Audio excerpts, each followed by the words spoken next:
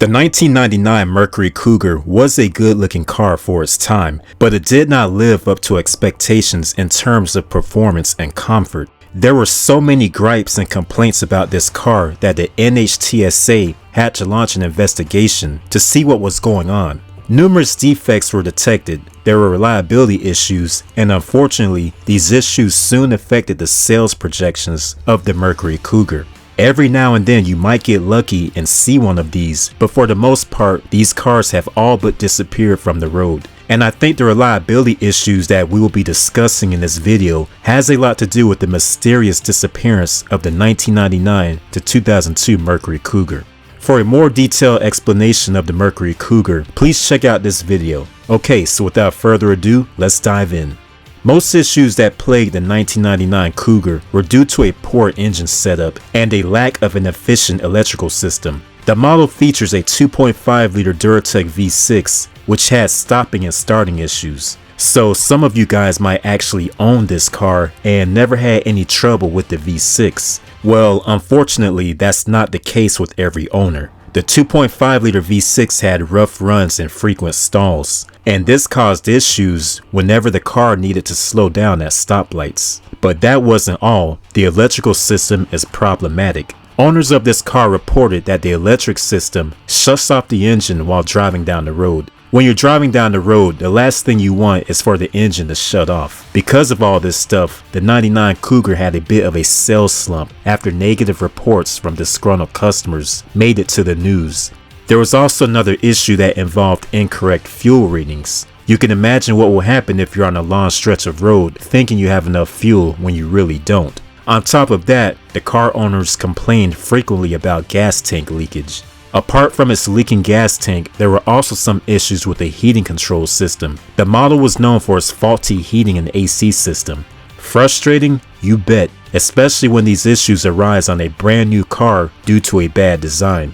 Warranties covered a lot of these problems, but I can only imagine a second-hand buyer purchasing one of these cars out of warranty and being left with a big surprise. The 1999 Cougar is kind of expensive to fix too. The average cost of fixing its issues, which arises from the engine and electrical, could cost between $3,000 and $4,500 on average. It was also common to find that the interior would shake and rattle because of mediocre build quality. There were a lot of cheap, low-quality plastics being used abundantly, especially the cup holder and center console. Although these were not major issues, they would certainly annoy any customer who was dealing with the other issues. Along with the stalling engine, the AC not working, and at times the center console shaking, there were other issues with the Cougar that would add a bit of discomfort to the ride. The 8th generation Mercury Cougar was an issue on the road and for your wallet, but it was also pretty damn uncomfortable to sit in.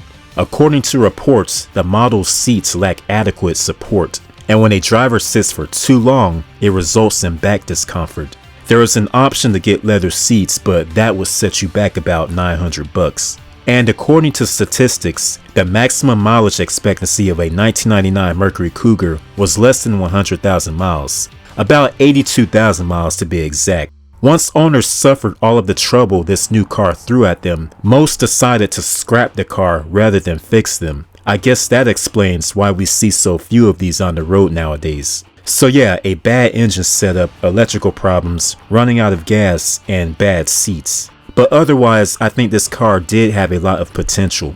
Reliability issues aside, this car did have a good design, but I heard a lot of people mention that it would have been better sold under the Ford brand rather than Mercury. Mercury had the stereotype of being an old person's brand, and selling a car that was supposed to compete with things like the Eclipse and the Celica didn't really fit in the image of the brand.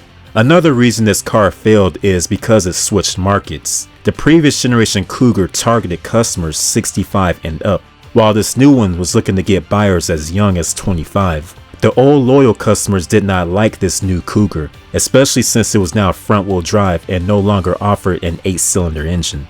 Owners of the 8th generation Cougar say that the 4-cylinder engine is the best way to go if you're looking to buy one of these, or if you do get the 2.5 V6, get the manual and not the automatic. Okay, so that's it for this video. Thanks for watching, and I'll catch you on the next one.